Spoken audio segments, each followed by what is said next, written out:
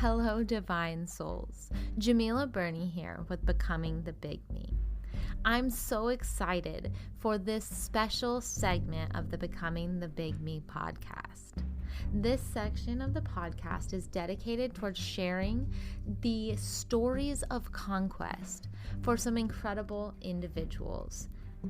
They are also featured in my latest book, Becoming the Big Me, the Great Conquest. In this section of the podcast, we will dive deep into each of their stories and their journeys and their hardships, from addiction, PTSD, loss of loved ones and children. This segment of the podcast is dedicated towards sharing their stories and sharing their journeys, not only of the hardships, but sharing how they overcame. To learn more about the authors behind the stories that you are going to hear, go to thegreatconquest.com. And if you would like to purchase a copy of The Great Conquest book, you can go to bit.ly/Great Conquest. And without further ado, let's dive into the amazing journeys. Hello. Welcome back to the Becoming the Big Me podcast.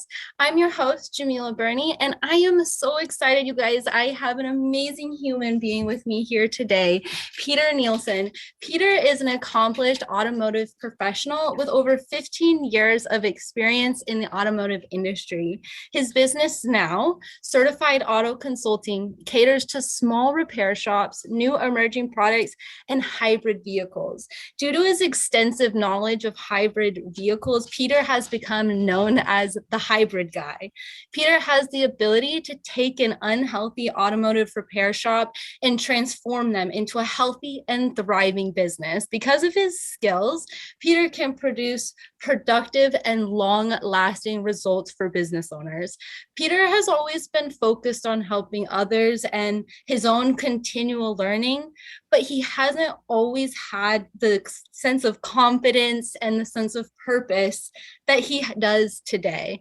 On Peter's journey of becoming, he has faced many obstacles and failures along the path, yet he has continued to persevere and keep going, which has allowed him and helped him to form who he is today and affected how he's able to serve the world today. Hey, Peter, thank you so much for coming on. Thank you so much for having me. I really appreciate it. Let's just dive in, Peter. Can you just give the audience a little bit of your backstory and kind of who is Peter? Yeah, absolutely. I started out life as just a humble young man, I guess you could say. But I think my story isn't super unique, but I think a lot of people resonate with it. And growing up, I was always taught, hey, you got to go to school, you got to get a degree, you got to get a job, you got to have a family, you have to do all these things, and I did that. And I went to school, and luckily for me, it was money well invested. Sometimes it's not. Sometimes people go to school and they spend years and thousands and tens of thousands or hundreds of thousands of dollars not knowing what it is that they want to do. Mainly, as I have found out, they're seeking to find their purpose. And I was lucky enough to find something that led me to greater things and helped me find my purpose. I got into automotive repair. I became a factory trained Toyota technician and worked for dealerships and independent shops. And then I eventually went and got a corporate job at Toyota Motor Sales North America. It was my dream job and I loved it. And I wanted nothing more than to work in this corporate setting. And then when I finally got this job and I got into this setting and I realized that it was against the very fiber of my being, it was really hard. I ended up leaving that job and feeling depressed, feeling like I had just lost everything. My wife and I had just had our first child, and we left California and we moved up to Washington State. And from there, I transitioned into automotive teaching because automotive was kind of the only thing that I knew. And it was something that I was very passionate about. And I'll explain passion and purpose in just a moment, and how they differ and why it's so important. But I was really passionate about it. So I got into teaching, and I found that I loved talking to people who didn't know about automotive, how I could help them learn and find that spark of joy in their own life. And I eventually was able to land a position at a local community college where I was put on track to become a professor there. And I spent 5 glorious years there, loving pretty much everything about it. But there was still something that was kind of off for me. When a couple years into it, my wife and I had our second child, and shortly thereafter, he was diagnosed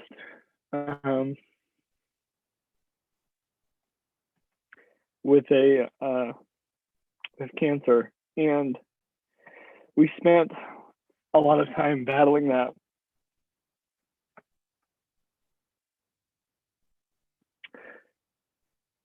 Sorry, it's a little hard for me. Okay. And it was something that we ended up losing the fight on. But every cloud does have a silver lining. And my story is that through this hard trial, I began to ask myself questions. And those questions were, what is my purpose? What is the purpose of me living? And not so much a passion, but a purpose. And I began trying to figure out how I could spend more time with my family. And I dove into the world of entrepreneurship. I knew nothing about what I was getting into. I didn't know what cell phones were, or Facebook ads, or Shopify stores, or any of this. And I began searching desperately because I wanted nothing more than to just be able to be with my family. That has transitioned me into a different person completely today, where I got into telling stories. And one of the ways that I got into telling stories was I was picked up by an online news article place called Torque News. And at the time I was studying how to repair hybrids because I was asked to do so by this company.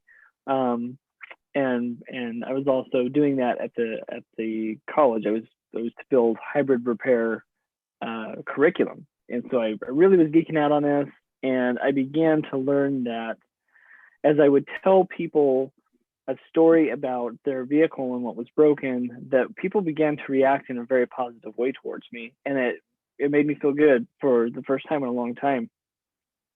And through those stories and through my experience as an automotive professional, I have learned that now I can help in many ways. I can help online. I can help people, or shops, better yet, fix their businesses, because I've seen and I've learned so much through these past years, through these trials, through establishing an online presence, that it's helped me understand a lot of things that most businesses don't understand about their business, where their customers are, where their ideal clients are, and things of that nature. So that's kind of a brief overview of my backstory. And I don't want to take up all the time here, but that's kind of where I'm at right now. So I'm transitioning into being, I have a few more things up my sleeve that I haven't revealed yet, but they're really cool. And I hope that they can come to fruition. Exciting. I have to ask, Peter, because you have accomplished so much in your own business. How do you keep yourself going when you are faced with obstacles, when failures happen? I know that when we were speaking before, you said you've had so many failures, and for a lot of people that can can scare them away, or that can scare them back into going to what is comfortable or what is familiar. How have you gotten yourself to keep going even when the obstacles just seem too massive? Yeah, that's a loaded question, I'll tell you what. But I'll try to give you some brief examples on that. When I first started figuring out this world of entrepreneurship, it was, oh my gosh, the amount of information out there was just insane. And one of the very first failures I remember having was I hired a coach, and because I was, one of the things I saw that was like, that people that were having online success were like, oh, you need a coach. And so I'm like, cool. And so I found this coach, and he was really expensive. My wife and I had this huge argument over me doing some coaching with this guy. And I'll tell you what, it was a huge failure. And I spent $25,000, and this coach was incredibly aggressive. We weren't probably the best fit, and I just wanted something so bad that I was willing to pay any amount of money for it. And at the end of our coaching session, I'm actually a good friend with him now, but at the end of our coaching session, he had put all this money out and got no money back in return for all these things that I needed to do. And that was a huge, huge failure for me. And, I kind of hid in the cone of shame there for a while, because I'm like, wow, if that's what it takes to be successful in the world and online, this probably isn't for me. And I didn't know what to do at that point, because that had taken a lot of capital away from me. And now it's like, well, what do I do? How do I overcome this? And so I began looking for other ways, using my own skill set. I began looking for other ways to replenish that, because like, well, I've got to make this money back somehow. How do I do it? And that gave me an incentive to take another look. It's like, hey man, you just put this out, you've got to make that back. How are you going to do it? And so I look at it, yeah, it was a huge failure, but I look at it now and I realize what a blessing that was, because it was something that taught me, if somebody came up and just took everything from me, what would I do? And it's like, well, I'm a very proactive person. And so I knew I had to make that money back, and I got out. And that's about the same time that I got picked up by the online blog, Torque News. And I also started doing some other things online, as far as doing affiliate links through my news articles and online. And I started to generate some money back. But it was hard. It was really hard initially. And I would say my advice to those people who are struggling with that is like, there's more than one way to skin a cat. There's always something you can do. There's never, tossing in a towel and calling it a day. You can do that, but you won't ever learn from your mistakes if you don't keep trying.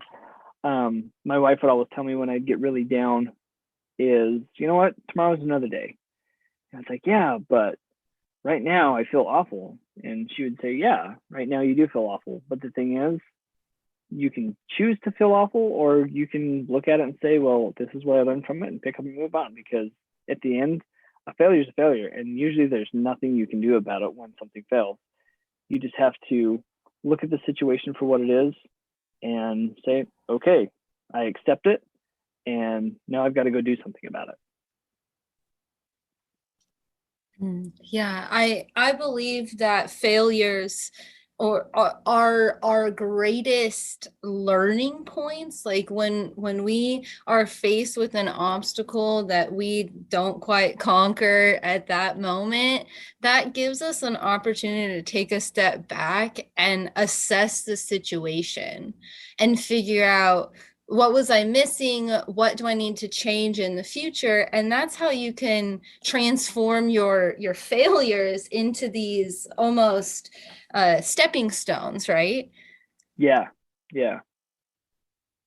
So can you share with me a little bit of some of the lessons that you learned through your journey of finding your purpose?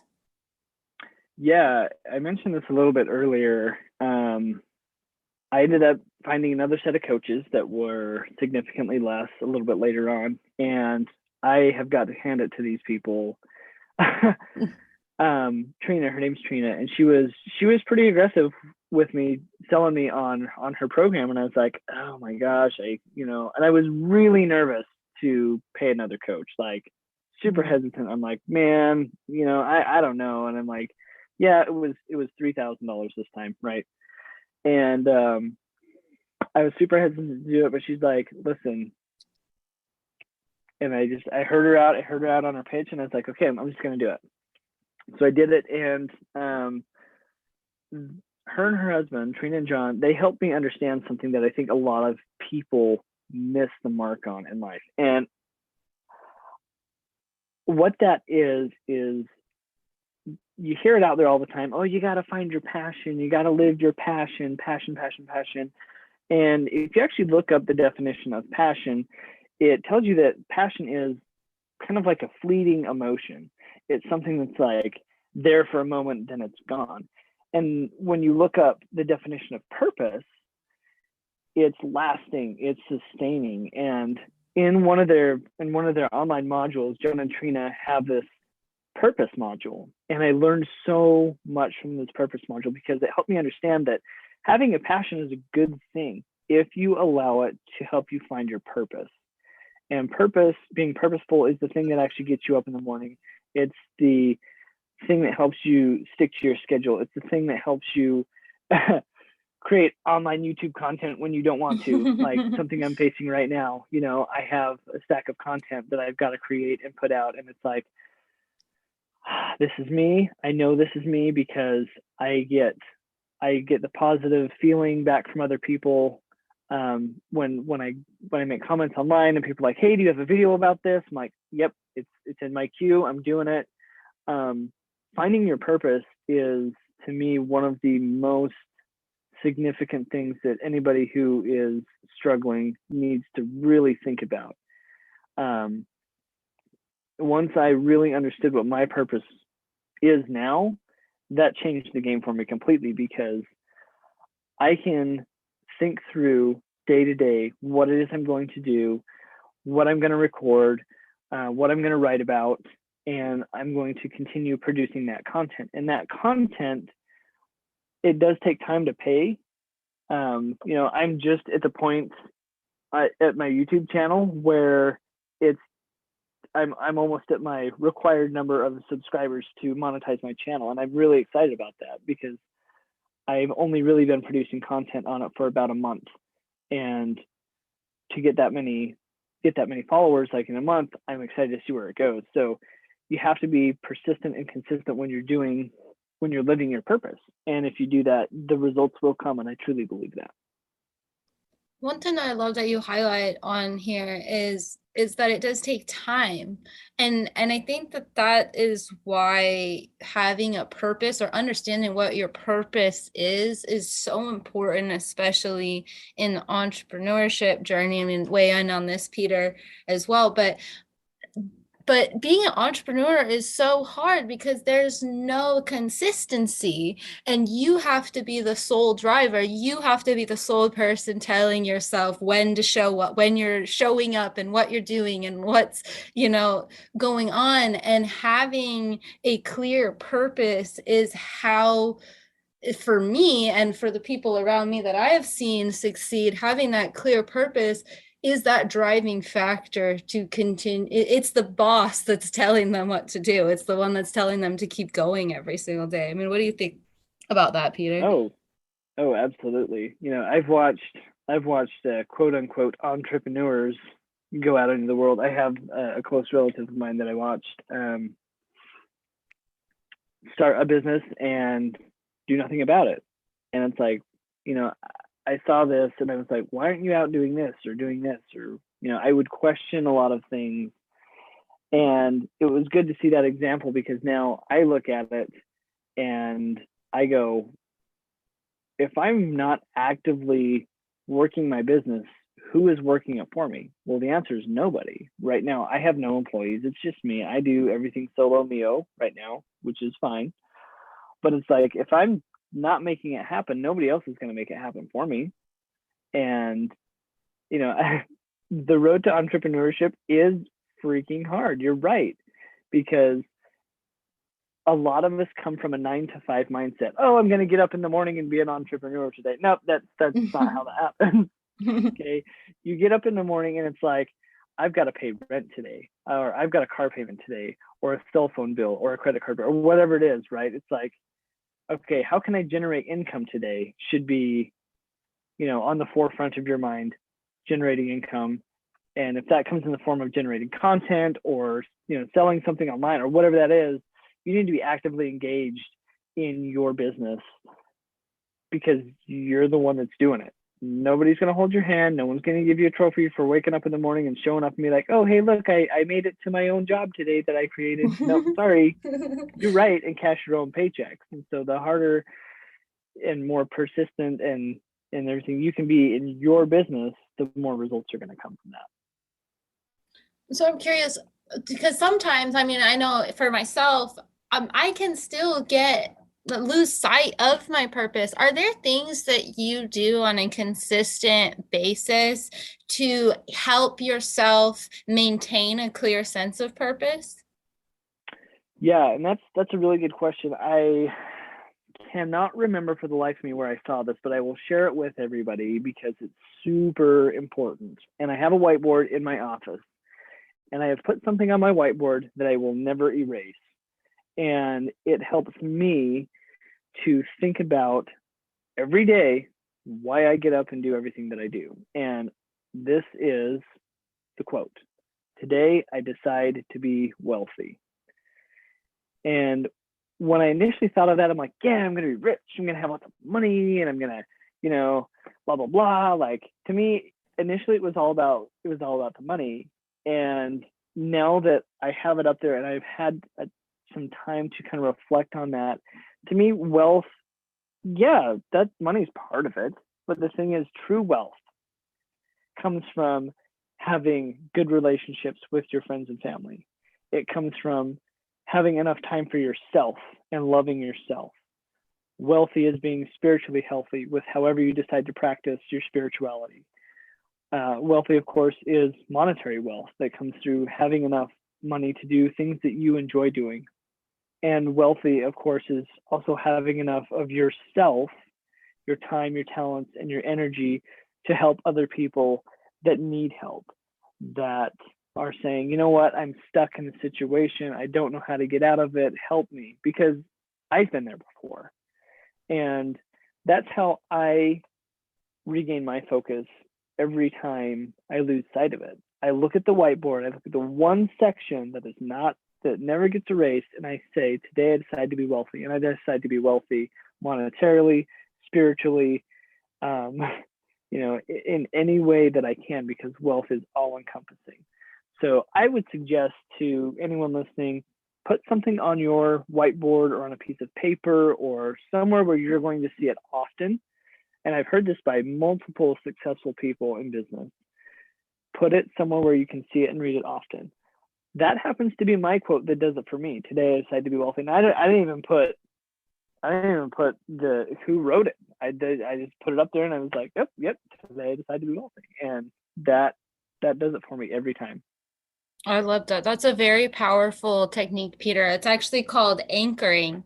And Yes. you can do that. You can do that just as simple as Peter just stated right there. Like this is a technique that is used by counselors and therapists all over, but you can actually use this technique yourself to anchor in an emotion or a feeling that you want, that's desired, that you would want to feel. And I love how Peter does that. It's so simple yet so profound, the changes that it can make in your life. Was this a technique that you learned throughout your journey from other people, or when did you start doing this, Peter? I think I've had that quote up on my whiteboard for the better part of 2 years now. And once I did that, I read a book a while back by Jack Canfield that really helped me as well. And in there, they talk about the secret and, putting things out into the universe. And I was like, it's not going to hurt me to try and do anything. And so then I came across this quote and I'm like, that's the one that I'm going to put up there because, and this was at kind of the heights of everything with my son too. I'm like, that wealth would be so good right now to where I wouldn't have to work. I could just be with, him and my wife and our other son, because we had 2 kids at the time. And so the more I focused on it, the more I realized that positive energy going out into the universe. And that, I can tell you, you hear it in books and you hear it from other people. Yeah, I put it out into the universe, and then before you know it, I was super wealthy. And it's like, well, yeah, kind of. I mean, I'm not super wealthy, but I do well for myself. And the thing is when you begin to let the universe help you, you're putting that positive energy out there, right? Like, I want this thing, and you reflect on it. The thing, you have this change inside yourself, and that change is what makes the difference, because then your decisions that you start making are a little bit more based on, is this helping me accomplish my purpose, or is this something that's just taking up my time? Like, sometimes I found myself endlessly scrolling on Facebook, and I'm like, wait a second, is this helping me live my purpose? Is this helping me decide to be wealthy today? Or is this like actually distracting me from what it is I need to be doing? I have a habit that I'm really trying to break of running errands. I love to run errands because it's like, oh, I'm doing something. Am I? Could I maybe have planned this out a little better?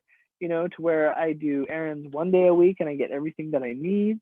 And in an emergency, I can go get something, and I think as humans in general, we like to be busy because it helps us feel productive, but just being busy isn't always productive. And so having a clear and concrete something to focus on, and something that you tell yourself all the time, is going to help you maintain that course, especially when things don't go well.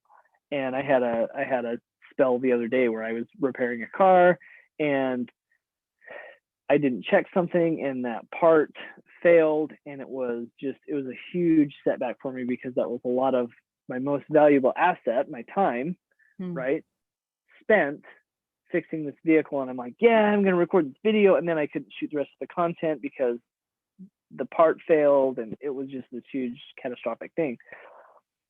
Okay, well, it is what it is, and let's just move on from it. I'll fix it later. I'll do something else. I'll, whatever. But yeah, gaining that focus is very important. If you could give your former self, when you were first going out into business by yourself, if you could give yourself just one piece of advice from your perspective today, with all of the knowledge that you have gathered during this time and the lessons, what would that one piece of advice to your previous self be? Yeah, that's I struggled answering this question initially, and I will tell you why. Because initially I felt that there was so much to learn. It's like, how do I learn all these things? How do I learn Facebook ads and Google Analytics, and how do I build a website, and what's a sales funnel, and who is Russell Brunson? Like, there's so many things that you get bombarded with, that it's like, how do you even begin to sort this out? And my advice to myself would be, take one thing that you don't know and learn to master it before thinking of another idea, because idea A doesn't seem to be working out the way you want it. Take idea A and see it through. If if you spent a copious amount of time working with idea A and it really just isn't going to pan out, okay, let's find something else. Take all that skill and ability that you have from idea A, roll it into idea B, and keep going. But don't. My advice to my former self would be definitely don't give up so quickly. Take the time, learn what it is you're supposed to learn, and continue to pursue that. And that would be for sure the biggest piece of advice I'd give myself. That's a good one. It can be so easy to be caught up in the shiny object syndrome when especially when you're first learning and you don't know where you're supposed to put your focus. Yes. So I already know that finding your purpose has massively influenced where you are today. It's the driving factor behind everything that you're doing. Can you give us just a little bit more insight into your world now and what it is that you are doing? I know that you've mentioned YouTube. Can you tell us more like what your mission is with your channel and what you're doing there? Yeah, and it's funny that you asked this question too, because I was actually asked by another entrepreneurial friend the other day, like, hey, what are you doing? Are you still running your Shopify store? Because I met her when I had set up a Shopify store like years ago, and that was one of the things that didn't work out. And so I said, here's what I'm doing that I have found very purposeful in my life. I said, I'm an automotive professional first. And then what I do through Certified Auto Consulting, which is my business, is I consult with small shops or large shops if large shops wanted to consult with me. And I help them find the points in their business that aren't really working. Sometimes that's customer retention. Sometimes that is just finding customers. Sometimes that is customer care. Other times it could be a parts supplier, or it could be an employee, a worker that's not working out so well. Maybe they need some additional training. And so that's what I do first and foremost. And right now, my calendar is open for new clients, which is good. But I know that as I start that business, I'm not always going to have a continual flow of clients. And so I had to think, okay, well, if that's what I really want to do, how can I help fund that? And I got into, I was into hybrids, and I learned how lucrative buying, fixing, and selling cars could be through flipping cars. Basically, it's kind of like flipping houses, but you do it with cars. And so one thing that I got into because of my skill set was I'm building a online course that actually teaches people how to buy and sell cars for profit. And so that hasn't launched yet. It's still under wraps. I'm working on that project with another entrepreneur friend of mine out of Ohio, and we're like really excited to get that launched, because that will be another income and revenue stream for me, leveraging what I already know about the industry. And I do that daily. And what I mean by daily is, so now my daily business, as I search for other clients to consult in their business with, I have cars that are broken and need repair. And I thought to myself, okay, I'm not the only one that has this car that has this problem that needs this repair. So how can I reach more people and help them? I said, bam, I need a YouTube channel. So I have the Hybrid Guy YouTube channel, which is phenomenal. And this is one of those things that I had to learn content creation. I had to learn how to do videos. And so some of my first videos are not that good, so don't judge me. But I've had to learn to become a videographer, and I've had to learn how to edit these videos and make them entertaining and fun to watch. So I make YouTube videos, I fix cars, and then I sell the cars. And then one other thing that I hope to have up and going within the next year or so is a nonprofit organization. And this nonprofit organization is going to be called Hybrids of Hope. And it strikes a chord with me, and I apologize if I get emotional, but when my family and I were in treatment with our son, I would see all the time where some of these families that came in with kids that were just battling for their life, and they were driving cars that were just, they were trash. And there's no other way to say it than, they were awful vehicles. And my heart went out to them. And at that time, it's like, well, I can't really do anything, but I made a promise to myself in that time that I would do something when I could. And so the push for Hybrids of Hope is to, if somebody has a hybrid that they, like, oh, we want to get rid of the car, if they want to donate it, I'll take a car that's in maybe a little bit rough shape that we can fix up and then give away to a family that is in need. The site will also be able to take donations from people as well. And the whole mission here is to find families, particularly families that have kids in treatment that need a car, or that just need reliable transportation, because sometimes these families fly in from all around the globe to different hospitals, and they have to spend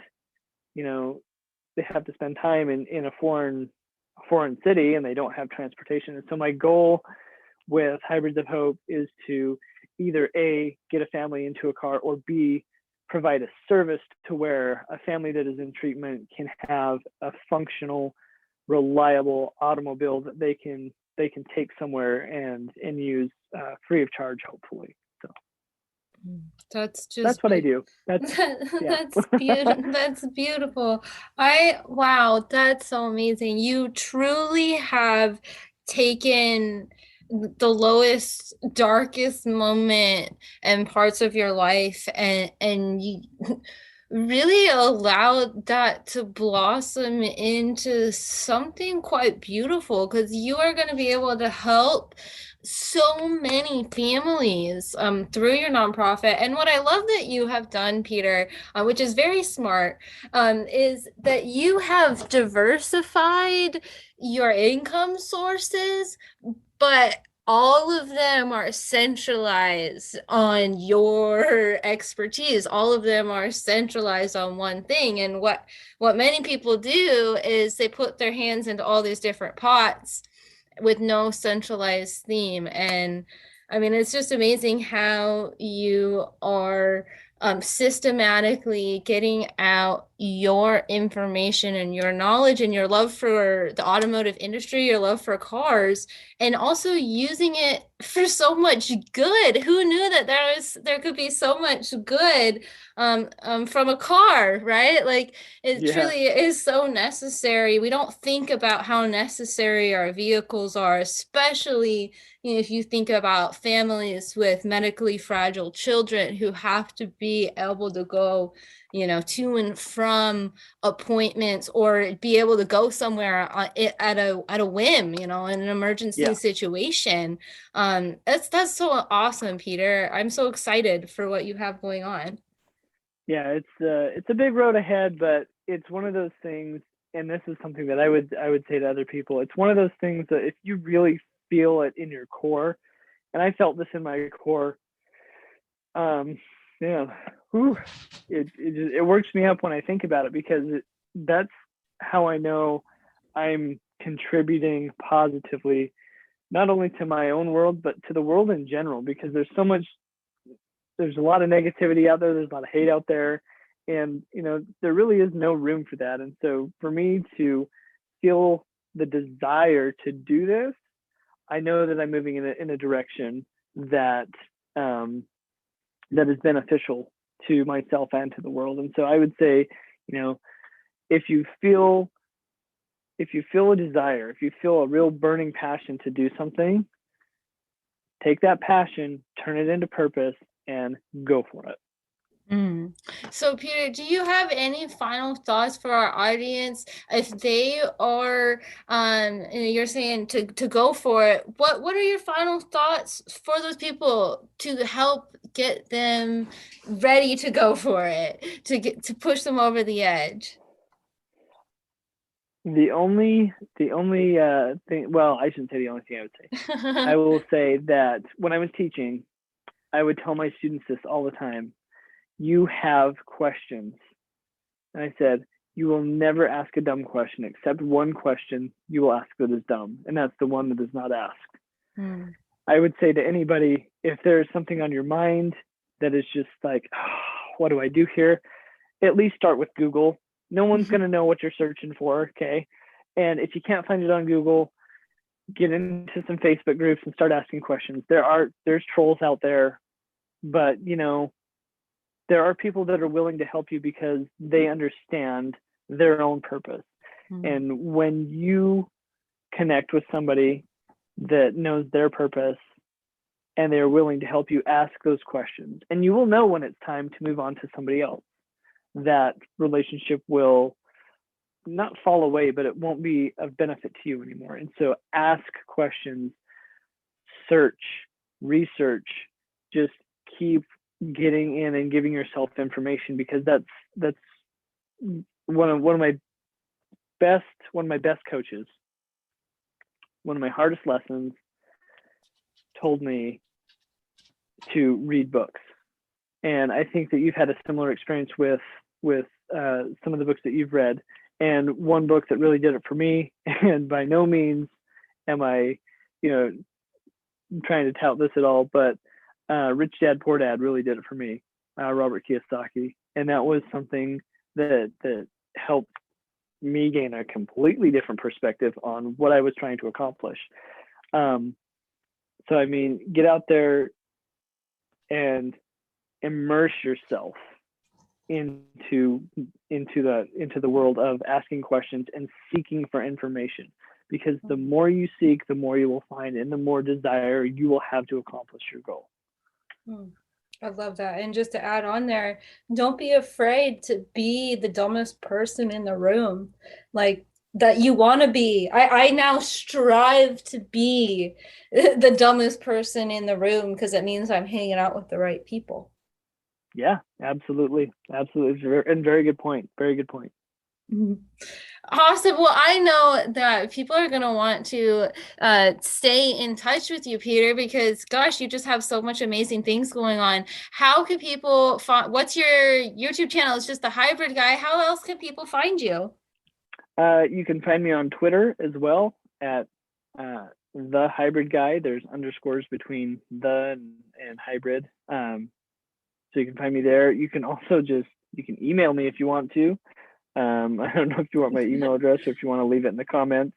Yeah, but, I will put all of Peter's contact. I'll put your email, I'll put all of Peter's contact information just in the description down below for you guys. So as always, if you want to be lazy, but you want to stay following up with Peter, you can just click the description down below, click the link, and I'll have Peter's contact information down there for you. Thank you so much, Peter, for taking time out of your day to have this conversation with me. Absolutely. I really appreciate the opportunity. Thank you so much.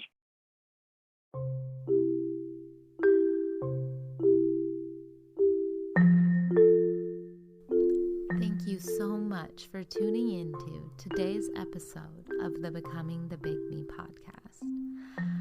I know that you found value in hearing this story today, and I would love if you could show your support by going and grabbing a copy of our book.